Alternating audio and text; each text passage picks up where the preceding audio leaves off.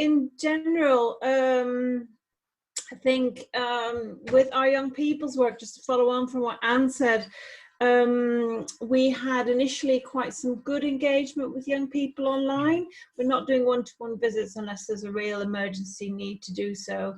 But that seems to have tailed off a little bit. So initially there was some, and that was mainly on WhatsApp rather than we did offer them things like Zoom, and it was really WhatsApp and texting that was the interest.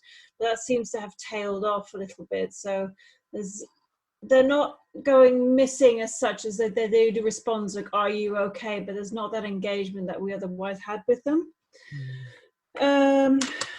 And then, I mean, the other thing was obviously that some of them are also not in school, which doesn't help, as Anne said. In terms of the women that we work with, we are currently mostly able to meet their needs in terms of benefits, housing, food, and in terms of the flexibility has been really helpful with housing and with prescribing for substance use and things like that. But there is a little bit of a worry about how long this can be sustained and what we're missing when we're not actually directly seeing people. We see some people directly, but definitely not as many as we normally would see. What are we missing when we're not actually directly seeing women in that sense? So the flexibility has been really welcome, although the food, I think, has been the most confusing in terms of information, where to go for what. We basically now met the need to make sure there are no gaps, but I know that some women with children have had real problems with school vouchers where they were expecting it to come and it didn't, and some of the either food forms or food phone lines haven't always been responsive. In some cases they have, in some cases they haven't, so it's hard to give one opinion on that other than it's varied. We have moved a lot of our services online, either on the phone or with some cases with online groups, and we've had some support from digital leads and other organizations that have helped support the access for some of the women with that. So that's been really, really helpful, actually. Brilliant. I think that's kind of it. Lovely. Thanks, Amber. Annette? I think some of the main concerns coming from BME communities is around uncertainty, not sure about the sort of rollout of the unlockdown. I don't know what to call it. You know, now that things are starting to change, unlockdown could be it. How that is going to impact on people. There's definitely growing issues and concerns for organisations around the survival of the organisation being able to continue to support those community groups. So particularly the smaller community groups that rely on donations and fees, you know, sort of coming from the client group that they're using, because they're not getting that, then their organisations are really struggling and they're not going to be able to carry on providing that kind of support that they're providing. So a lot of them are saying now, we don't know how long we're going to last. So that's going to impact on what support's being provided, particularly within certain communities. There are some, I think the concern around domestic violence is across the board, but there is definitely a growing concern around domestic violence from child to parent. So some of the issues within some of the communities I've been speaking to, that's come up a few times, that's a concern. And because there's more of a focus on domestic violence between adults, that sometimes that gets missed. So parents are feeling isolated, worried. So the organisations are trying their best to support them. But again, they're struggling with resources and, you know, don't know what they'll do after if those parents and families are kind of end up in isolation with no support at all, because some of the other services they might have accessed are also closed.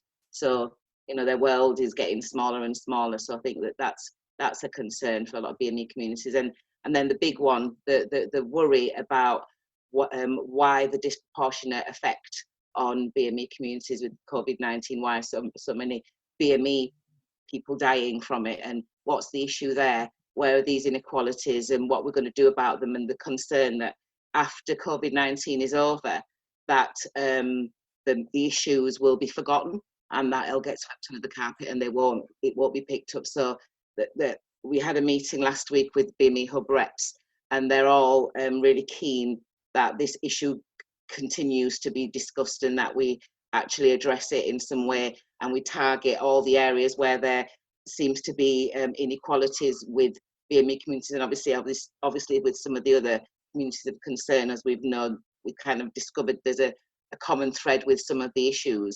So I think that we can't ignore it anymore, and that it needs to be addressed. So I think that's something that the Hub will definitely be pushing forward after COVID-19. Excellent. And that again is hopefully where we're stronger together, isn't it? Yeah. Oh, sorry. The other thing, before I do it, just quickly, the other thing was about information. So as I mentioned before, we all started that there's a concern about people currently not getting the information. So it's filtering through. So we're doing our best to filter as much information through to communities, but it's then getting that information translated into a format that communities are able then to absorb it and utilize it. So that's a concern, that now we've got all this new information, how do we do this? And there's a new public health document that we can share on that, which would be good. Caris, from a sensory impairment point of view. Hi. I think for us, we're starting to notice now that some of the services are starting to almost begin again. Particularly, a lot of our contracts are with healthcare, so GP surgeries, hospitals, etc. So what we're starting to see now is the reintroduction of more appointments coming through, which is positive. We've obviously been delivering predominantly online. We haven't been going out necessarily. It's been video calling, etc., which is working quite well. And I think the more we've done it, the more we've found better ways. So different ways of accessing the GP appointments to provide the best opportunity, really. Yeah. One thing that we're starting to find now is, certainly over the last week, we've been being asked to go into hospitals again to provide interpreting services, which hasn't happened at all. So at the minute, we're just looking at kind of the implications of that. How do we best manage that from a staff point of view, looking at PPE, etc. Which then leads me on to the other key conversation point, really, which we're finding is that obviously the encouragement of face masks for people that lip read and people that are reliant on BSL is proving to be a topic of conversation. So that's something that we're really I'm looking at the moment anyway, and I've been talking to the hospital about that, and we've been having various discussions about how we can best provide the services, because ultimately having your face covered is a big thing for somebody who reads or ultimately needs to see facial expression. So that's been probably one of the newer topics that's starting to present itself now. I think aside from that, we're still obviously providing the community with the service if they need help accessing the doctors. We've had a couple of occasions where people are contacting us because they can't get through to the healthcare need that they've got, and we've kind of supported with that. But very much everything else that we've said previously is still going on as well. So they're the newer things, really. We had the Young Lives Leeds check-in yesterday, which was really good and really enlightening. Confirmed what the phone calls to organisations had been saying around the problems we will face around transition to the easing of the lockdown and the impact on mental health, social distancing, how that will impact on activities that will be able to be delivered. One of the key things as well is the number of young people that are going missing, in that they would have attended groups, may not have engaged in the group, but they always attended, and telephone calls and texts to them are not having a response.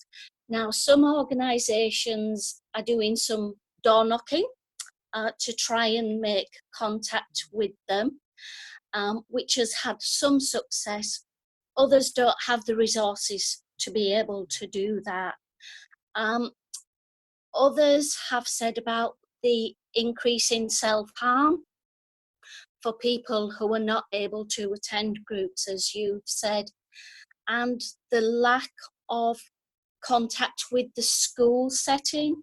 So some of the organisations would have made their links through the schools, and that's not happening. So what's happening to those young people? One of the other concerns was around domestic abuse, and one organisation trying to keep their members secure and using the opportunity for when that individual can go do some shopping or take their exercise to try and link with them that way. But that obviously is not a very confidential sort of setting, but at least it means that they're still having that contact with that person. And then one of the things this morning has been around the children with additional needs and complex needs. Some families are quite concerned and panicking about their underlying health issues for their children and cancelling support that would have gone in to help. So physiotherapy, carers taking some of that weight from them. So that's meaning that the child is impacted, maybe increasing medication to help with relieving those sort of situations, and the family situation being on a knife edge ordinarily, trying to balance things, but more pressure now.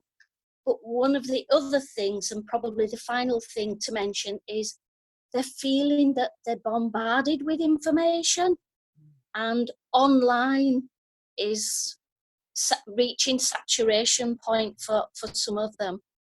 So they're trying to filter the organisation's messages and just get the information out that the families are asking for. Brilliant, thanks, Anne. Yeah, some really interesting examples around kind of positively addressing some of the long-term challenges, but also some of the barriers and issues. I'm Leila Young and I'm Head of Equality at the Council, and I've been working closely with PIP, Healthwatch and other colleagues at VAL to look at the whole stuff around communities of interest and inequality due to COVID-19. I've done some initial, and thank you, you all contributed to it. I'm doing some of the report into the Council's Silver multi-agency group in communities and environment. And it's really useful to hear this feedback, and what I would encourage people to do is we continue to have these conversations, because obviously we know this is an iterative process, and the stuff around inequality and COVID-19, we're here for the long term. It's not going to be a short term fix, because we knew there was a gap before, and we know that gap is just going to widen even more. So I've done an initial report based on your feedback, just in terms of what some of the key challenges and issues that are facing communities in the city. And I'm just in the process of doing a second report, and some of that will look at some of the issues that you're raising around what are the gaps, how can we mitigate against some of those gaps, how can we make sure this is fed into some of the strategic groups in the city, like the Health and Wellbeing Board, inclusive growth. So this isn't seen as something that stands alone from everything that we should be doing. It should be a key and integral part of what we're doing moving forward, and communities need to be at the heart of all of the work that we're doing. And obviously when I'm in a position to be able to share those reports, I can share them with people if that's okay. Starting with the good news, generally for feel-good factor, generally if I may, just and general sort of men's work and general work, is that the good stuff, I suppose, is that things like your phone and check services have been.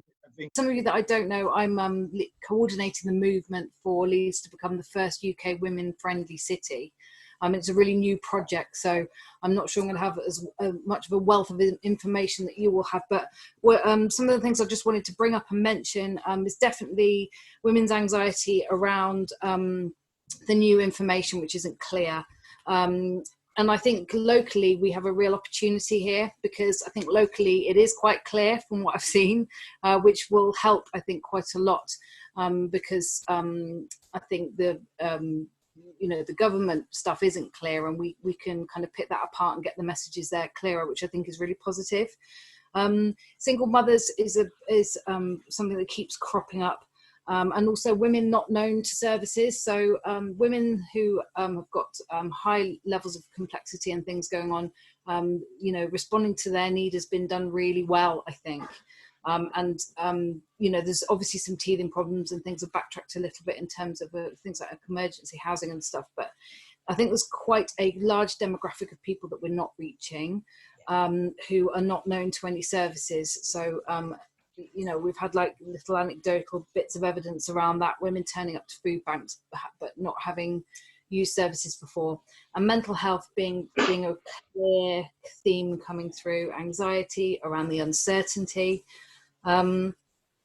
Also, women with children of differing needs and differing ages, and how to navigate when certain children go back to school, others don't, different for nurseries, how do you socially with a 2-year-old, etc., etc. All of these kinds of like questions are popping up in terms of going forward. But something I also wanted to say was about the real positive opportunities in terms of women that we might find going forward. So it's actually easier to link up with kind of key decision makers to, in these new virtual ways, because you can have a 20-minute little conversation and get these things raised rather than organising something in a building somewhere. And I think that's a really fascinating concept which we should think about. And also, redesigning cities. We're talking about redesigning cities. We should do that with all, I'm going to talk about women, obviously, but all communities of interest in mind. So we're considering them as we're reshaping and redesigning our cities in the way that they work. Yeah, so we are seeing kind of an increase in referrals. We kind of went down to about 10% of what we usually get, and now it's kind of picking up slightly, which is good. We've doing some important engagement work with the West Yorkshire Police and the community engagement officer there, in terms of the policing approach, specifically for autistic adults. And obviously this like changing guidance has changed that, because there was differing guidance for people who had mental health problems or learning disability or autism. So we're still engaging. We put out a survey. I know they are keen to engage, to kind of reduce the impact on their service. So I can share the Simon Phillips, who is a community engagement officer's details with that, if anyone has any kind of communities that they're engaged with that they're finding kind of things particularly difficult, and we're kind of collating people's views on that, and then we're going to be meeting probably on Zoom and kind of discussing that with various kind of police representatives. In general, kind of across autism services in Leeds, people are still maintaining contact with people, so we've been in touch with Leeds Autism Services, Specialist Autism Services, and People Matters. They're still doing things mostly remotely, but there seems to be kind of more of a setup in terms of social groups and kind of other groups. We've started our Facebook group, so we've got kind of a women's group, discussion group, and a peer support group there. And I think that seems to be kind of going to be addressing some of the isolation people are feeling. Just going down the list in a bit of a haphazard way, but Charis, it'd be really interesting to talk to you, because we've had a bit of an issue about whether or not, if masks are introduced, that's going to cause sensory issues for a lot of people, and it's going to be really difficult for them to wear those masks. And we're looking into ways of kind of finding masks that are going to be kind of the least intrusive. But we've just started thinking about it. So, it may well be that, again, if there's a blanket, you have to wear masks on everything. There's a bit of an exception there for some people. So I'll link up with you after this. I'll try and get your email from somewhere. We can share everybody's contacts if, no problem. Oh, I think they're on the invite, actually. Yeah, I'll get it from that. Yeah. So Wendy's probably going to give us a brief update from our kind of parent organisation, Advanet. But we're starting a project called Keeping People Connected, and we're doing that in partnership with specialist autism services, and that is directly contacting people. And I know that SAS have done some really important work monitoring who is actually responding to things, who is actually engaging, and I think that's something that we need to learn ourselves. And incredibly helpful to share. And it seems like there's other organisations who have already talked to, got some good ideas on that, so it'd be good to kind of know, like if there's best practice sharing there.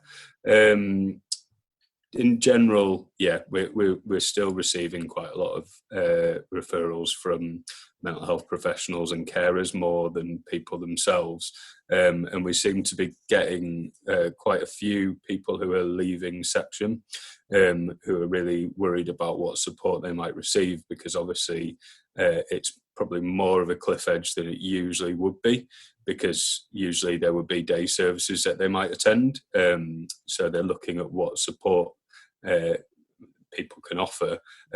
We've developed a mental health profile for people, so it's particularly aimed at autistic adults, so it's kind of got a tick boxy thing to help them kind of navigate that.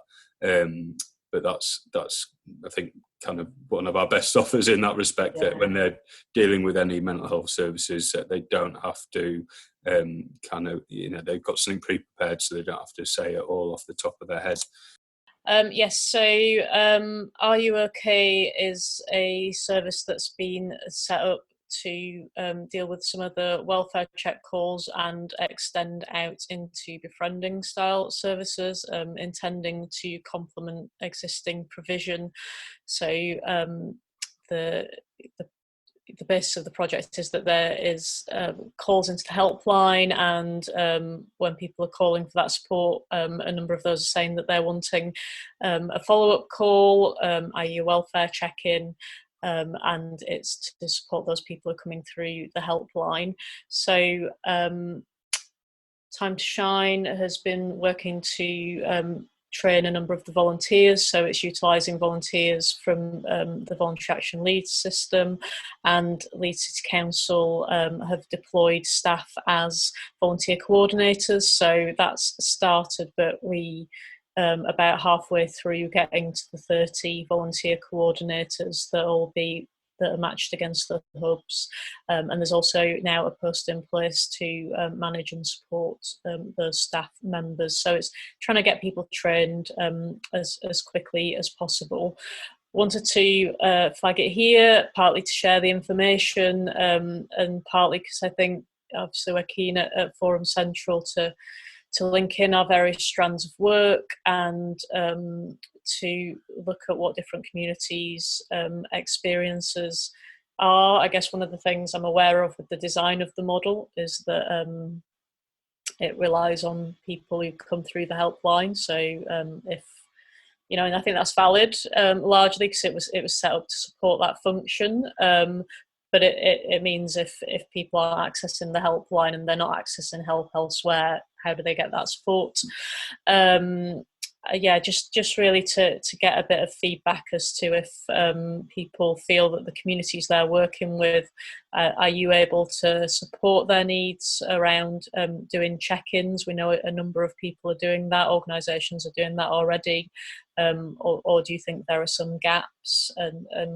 And broadly we could have a discussion about that and see if there's anything that we could support with. So Priya and I are from Leeds City Council's communities team, and we're working with connecting through to the migrant communities. So some of the concerns that are being raised are the additional barriers that migrants experience around language and status, and often what's been referred to over a number of years as the hostile environment. So there is some greater barriers accessing services, particularly statutory ones. The overload of information, so some of the services, it's been really helpful, the work that we're doing to connect them into key messages. There has been the raising, when we've translated information, sometimes we emphasise the facts and we don't dispel myths, and we could improve people's understanding by better addressing the myths. So when we say stay home, You know, some people literally didn't even go in the garden because they took it quite literally. Face-to-face support is really, really critical for the client group. And in the absence of that, the digital access is really, really important because people can often translate information and read things in their own languages. Mental health has been a key issue raised as well for communities, services and volunteers. A key issue for migrant communities is around status. So during lockdown, people have been supported regardless of immigration status. And the migrant third sector have been really responsive in recognising what Leeds has put in place to support people regardless of immigration status. But as we unlock down, Annette, is that the expression? Yeah, I think so. As we unlock down, then what's currently being put in place for people who've got no recourse to public funds, will this be removed? Will they be put in situations that were worse than before, having had access to food, housing, and that type of support? And the shielding and social distancing has been important for migrant communities. And lastly, all the other community area of interest that you've talked about, I've listened to intently because migrant communities intersect with a lot of that. Yeah. You know, they're also the women, they've also got disabilities, there's also domestic violence and all these other situations. And because of that, we do need to make this connection, help connect people to the services that they need to support with them with wider needs. Hi everybody, I'm Paula Gardner. I'm Operations Director of Complex Needs at Barker Leeds. So I work with people with substance misuse issues, people who are street homeless, as well as housing issues and social prescribing, so a whole range of communities really.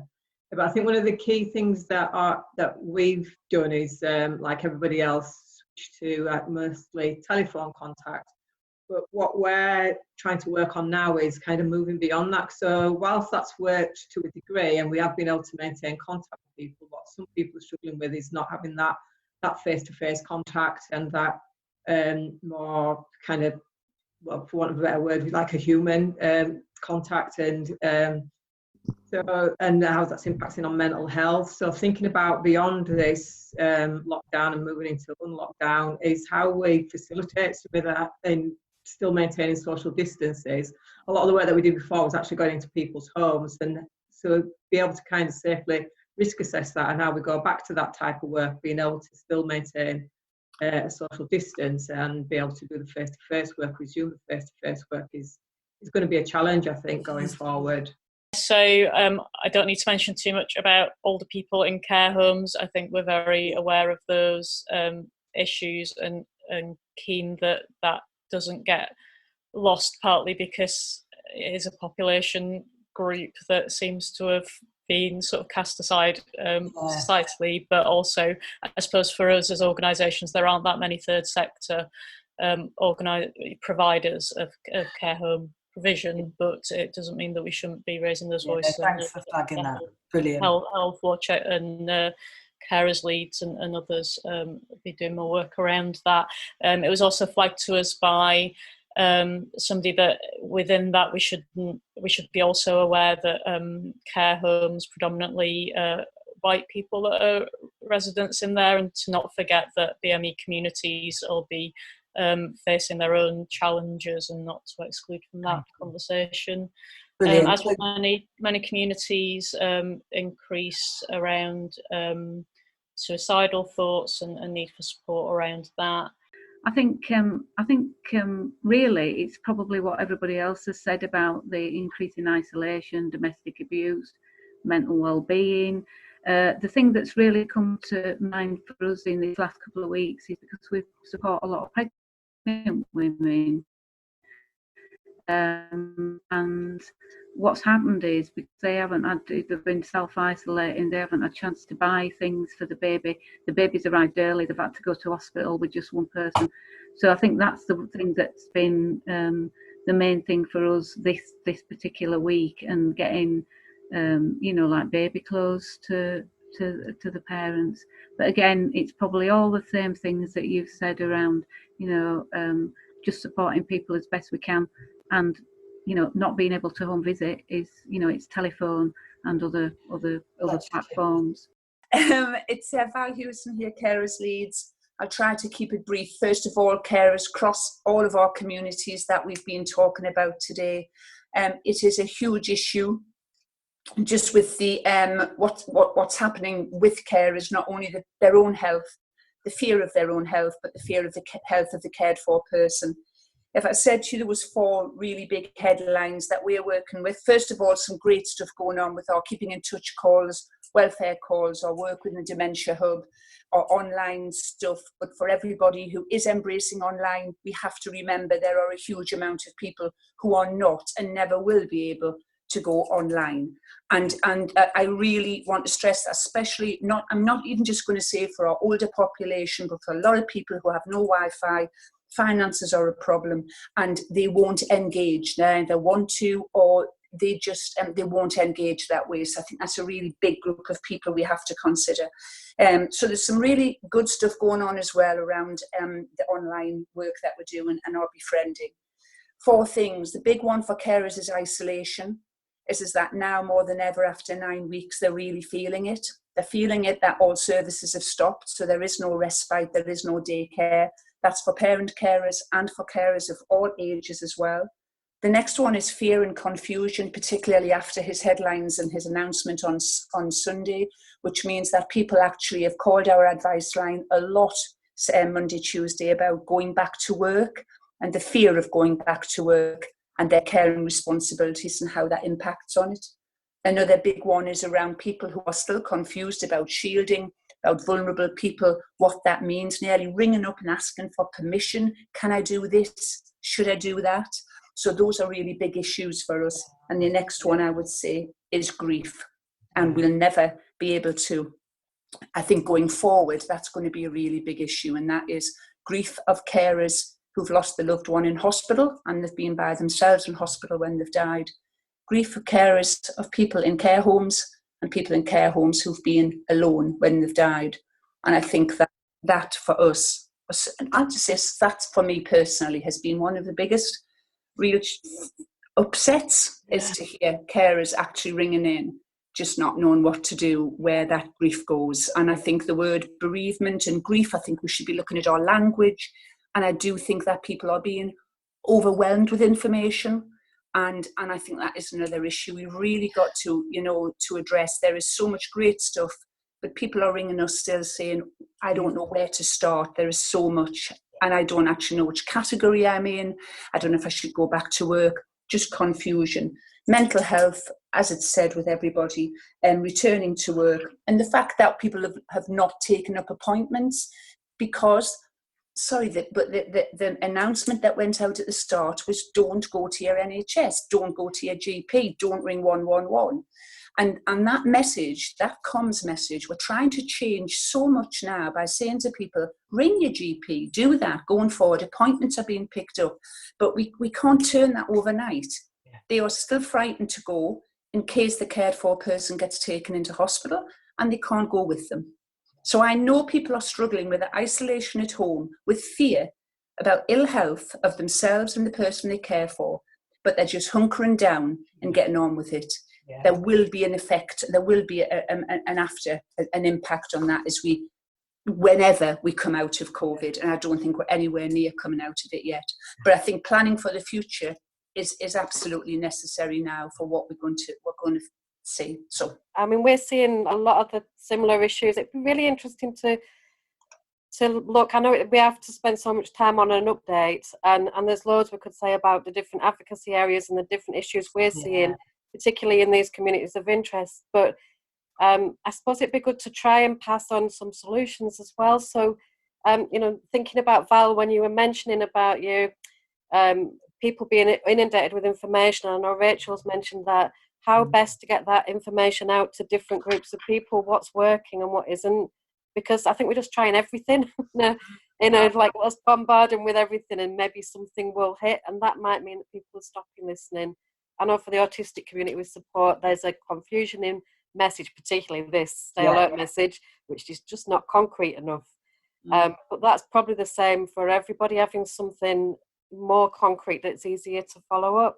Yeah. So I suppose it's that, how do we, in the next steps going forward, how do we really learn from what's working and what hasn't been working so well in getting those messages out. The Keeping Connected project started this week. That is connecting with those people who were isolated from services, who were neurodivergent, so learning disabilities, autism, ADHD, some low-level mental health. We just need to make sure that's just a chunk of funding that came out through West Yorkshire and Harrogate and Inclusion North. And we just need to make sure we're linking with some of the other things that are going on locally as well. So the other projects there as well. So it's about finding those people who aren't in services rather than reaching the people who were existing. So it's the quieter voices. Yeah, so lots of things that advocacy is seeing at the minute. Loads of support it can offer to serve it to other agencies around rights, what's changed, what hasn't. So we're doing a short summary with bigger links for people, because again, you get inundated. But please just contact me if there's anything more information you want on that. Our learning disability and autism services are really worried about the increased impact on demand of mental health. Already they have difficulty accessing mental health. We know that the impact's going to be much higher as we're coming out of this, and how we manage the transition onto concrete face-to-face work again. It's been really, I'm really sorry I couldn't be here from the start, but I've actually been making lots of notes based on what people are saying, because so I'm kind of trying to focus only on my single-minded purpose of talking about shielding, but it's really hard not to be engaged with everything else that you're saying. However, what I've really been trying to do is think about all the different community perspectives that you bring. This is still if, but we're assuming that the advice to shield is what is going to be given to people to continue for some time. This will not be a short-term advice, and therefore, you know, if you think every single aspect of a person's life that's going to be kind of interrupted. And so we've focused so much efforts in the last few weeks on getting people food and making sure their basic care needs are being met. But actually, we still haven't done that for everyone. We definitely haven't done that equally. I think there's a lot of people from particularly minority communities and backgrounds, people whose kind of basic communication needs have not been met by the process to date, have not yet received or understood that instruction, that not an instruction, sorry, I keep saying this, that very clear advice that the risk to them is very, very high if they get COVID. And I think that's not been super clear. So I think we're not even past that basic bit yet.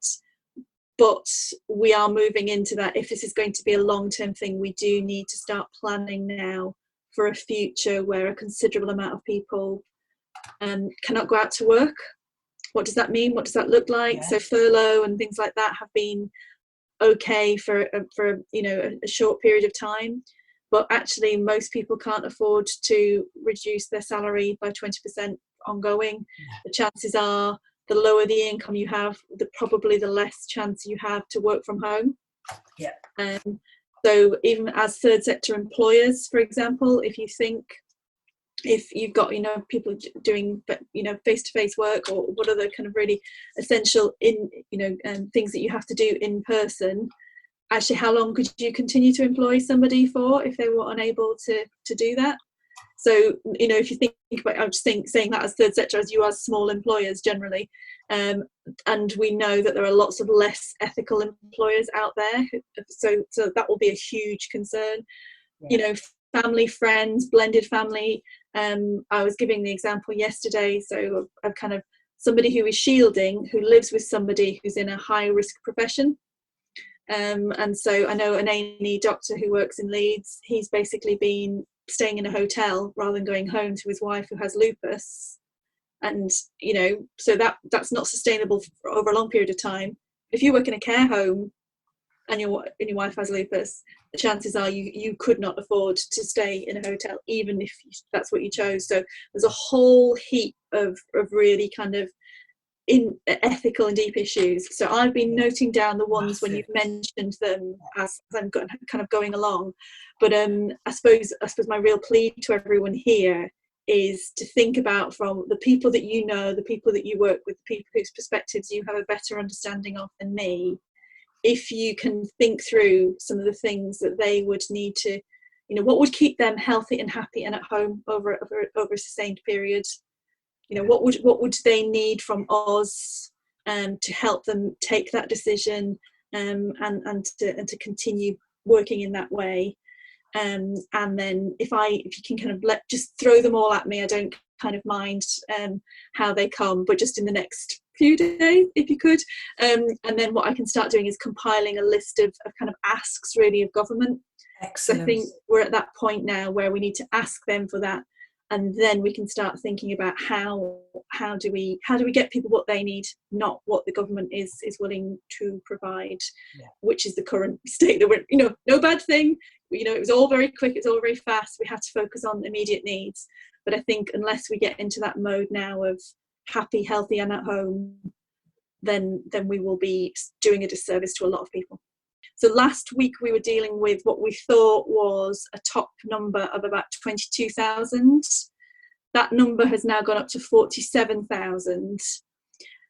Generally, we think that increase in the number of people advised to shield is coming from not people with the specific conditions that are listed, so not, you know, heart transplants or people who've got using PARP inhibitors, but people who've got a combination of conditions.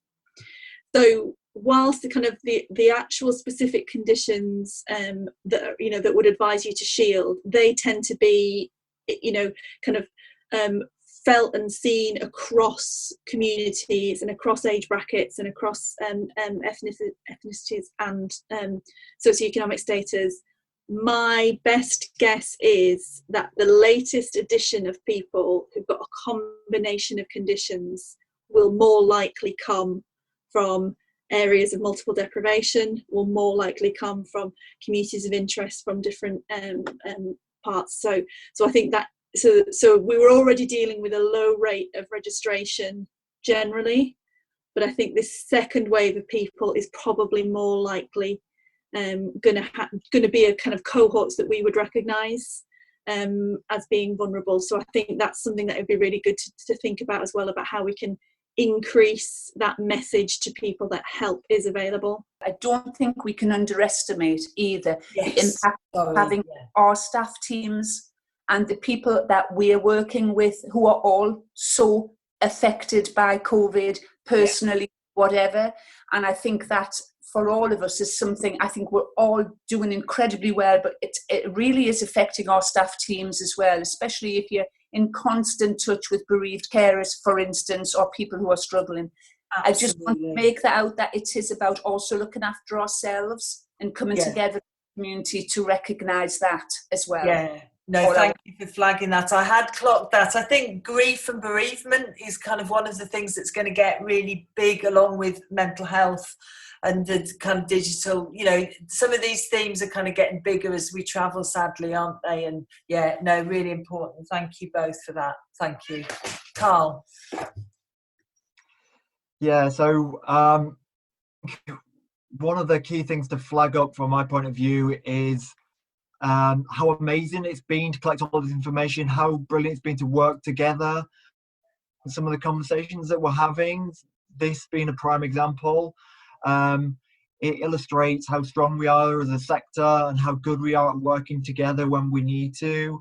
And so, one thing that I'm keen to do is to make sure that this process evolves, continues to evolve, and the information that we're collecting through this process is not just held, it's used now to deal with some of the challenges, but also moving forward.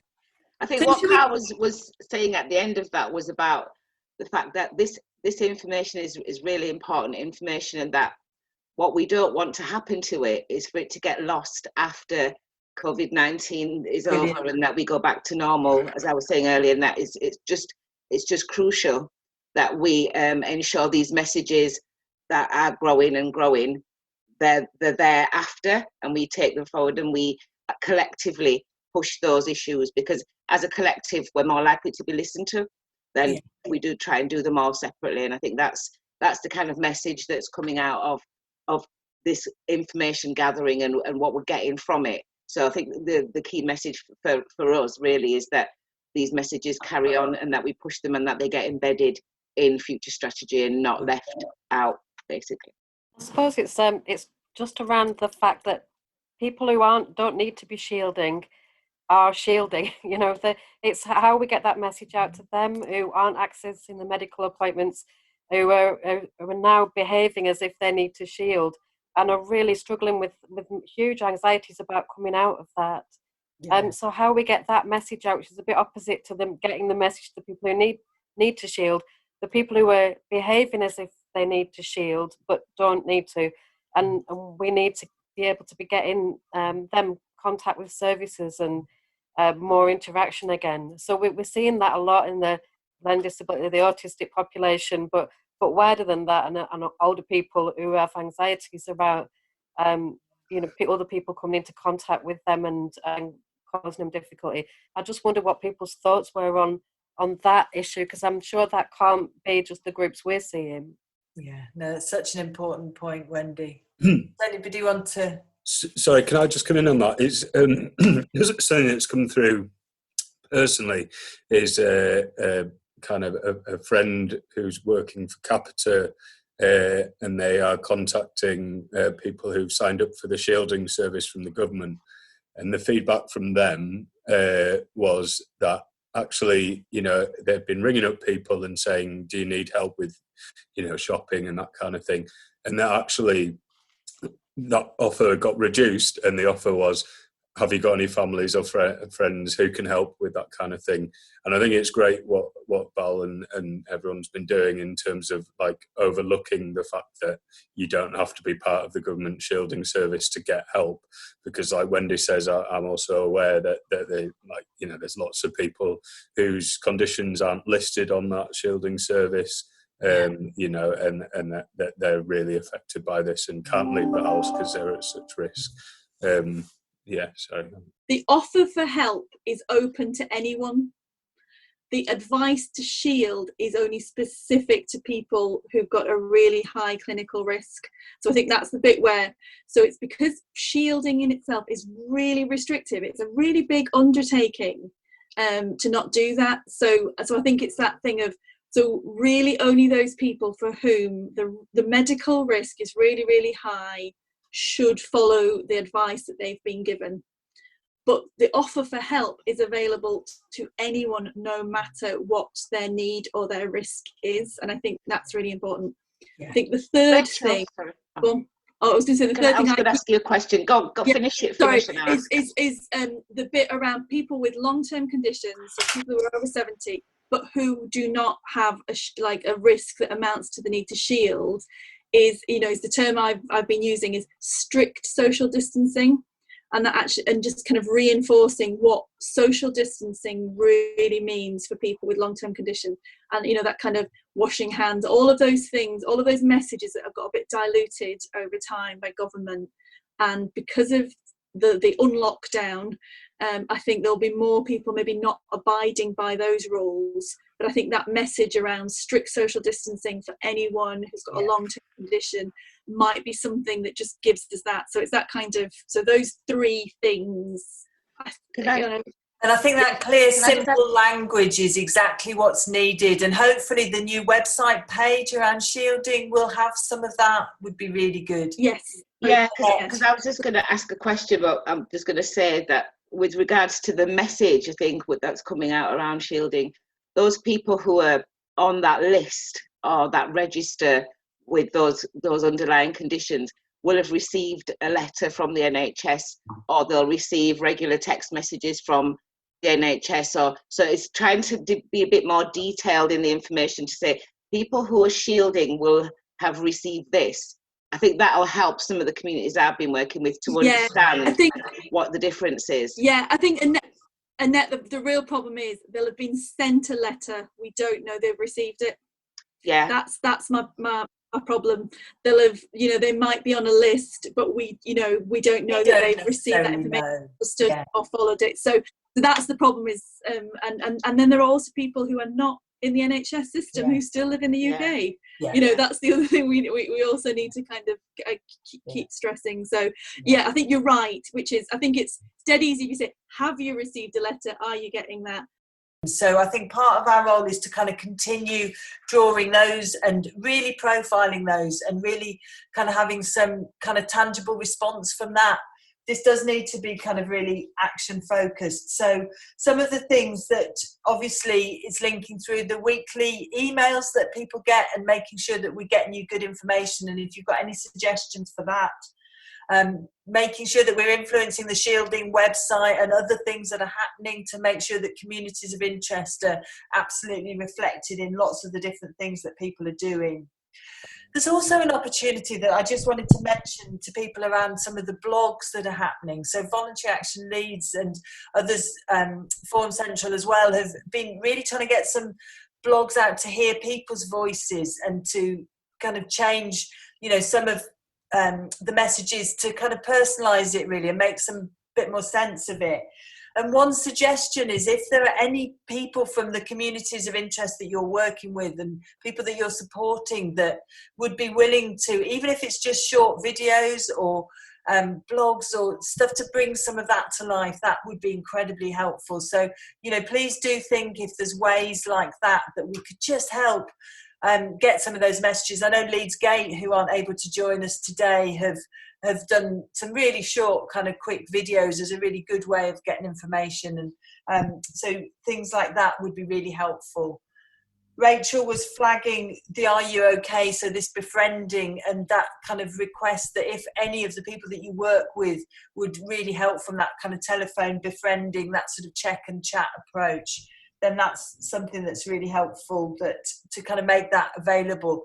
But also they may be able to offer training packages around some of this if people they want to take on new volunteers and kind of connect some of those things in. It might be worth thinking about. We've talked about carers issues and how kind of raising some of that and kind of keeping that around. Shielding, I think, is really good that that's come up again, because that was a really big issue, I think, last time, wasn't it?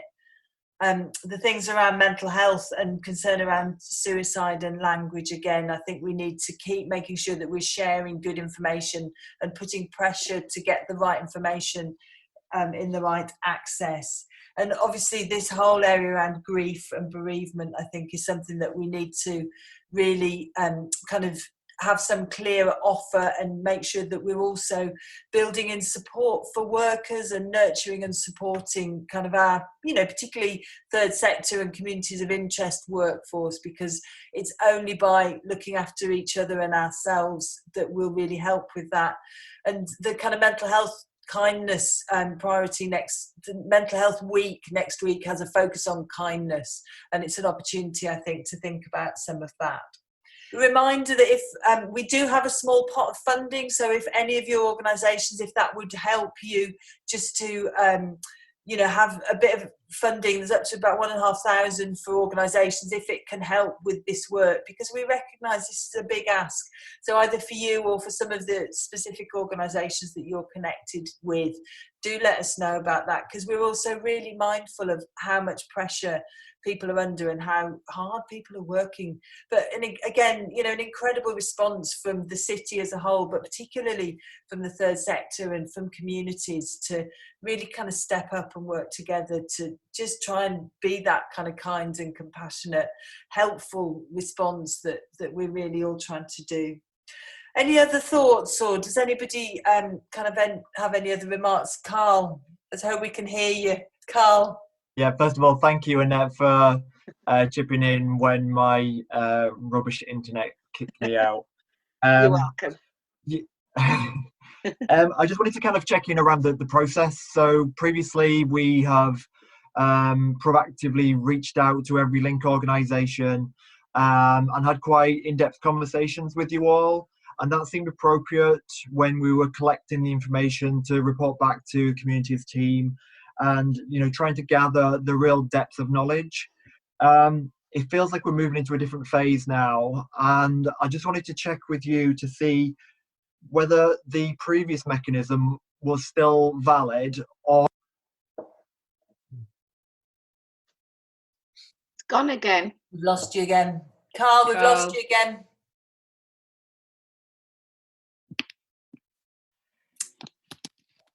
Sorry, Carl, we can't hear you.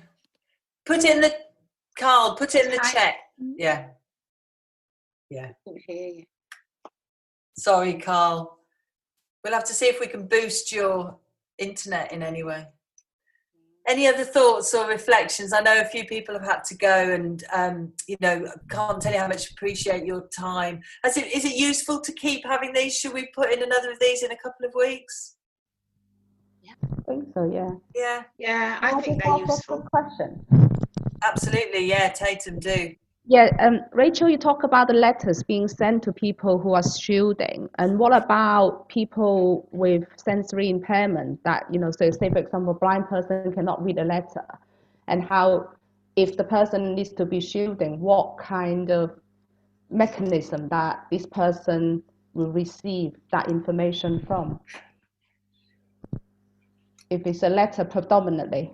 I think so there are many people who say who might have been sent a letter but haven't received it. Yeah. And what I wouldn't want for them is to find that they're being shielded by a phone call or a letter or some other way that when they didn't know and they didn't have time to process that, and it wasn't fair for them to do that anyway. So I know there are some places in the country, I think, have used that big list of addresses to knock on people's doors. Knock on people's doors? I thought social distancing. Yeah. Well, yeah, and step back. Crossing the threshold, presumably. Yeah, but again, it's. I think we can all agree none of us would really like to have that information shouted at us from our front, kind of porch. So that's not something we've gone down that route yet. I'm not saying that's one we would choose, but so what we're trying to do is encourage people to get the information, because it's hard to tell. There are some people who've received letters and have said, no, I'm living my life, I don't care what you say, if I get it, I get it, and again, that's absolutely their right. There is no, this is not a police state. They're allowed to ignore the advice, but it's hard for me to know whether somebody Emily wants to come in with a question. Yeah. Sorry, thank you. In terms of shielding, I just wanted to ask, do you think a lot of people are receiving that information and thinking it's a mistake? And that because they don't know that they've got an underlying health condition, or they don't. I mean, I'm actually talking from personal experience. They're told you get a letter and then you get a phone call and it's like, but why? What's the underlying health condition that you're talking about? And that can be really scary and confusing. And then it's from what I understand, it's based on a scoring on that the GP has put onto. So it could be that when you were 2 years old, you had a cough, and they labelled it as something or another, which means that you're automatically on a shielding list. But because of each individual thing, it gets grouped into a shielding category. Does that make sense? And so I think I just like to reassure people, it's not as if you had a cough when you're 2, please do not it's not that stark, but it is quite stark. Well, that is my personal experience. I think there might be a lot of people experiencing that, or just a few. It's really, really hard to tell. So we are told that an actual doctor, an actual physician who's trained, has looked at every single one of the records that have gone on. Can I suggest one of the things? So I think it's one of those things where we are saying to anybody, that's the advice to anyone. If you don't know why you're on it, if you're confused, please talk to your doctor. Even if you're not confused and you know exactly why, still talk to your doctor. Like if you're worried. That's the key thing. I think part of the challenge here is that the task in Leeds is to try and clear up this list and make sure that you're in contact with the people on the list, actually, isn't it? So that we can know whether people are rightly or wrongly on it. So perhaps that's part of our role as third sector and organisations that are connecting in to people who might have letters that they don't understand or they don't think are right, is we can help just kind of get that clear so that we can, as a city, really support the people who really, really need it. That's the kind of key thing, isn't it? Yeah, I'm really conscious of time, and thank you all so much. Any other questions or queries, do pop them in a note or in an email. I know Rachel's more than happy to answer kind of questions or queries or direct them through us. But everybody, there were a couple of thumbs up for a future meeting. Yeah, should we book another one in again for a couple of weeks? And we'll continue to send information, but we're only as good as all of us working together. So absolutely keep using us and keep getting information to us.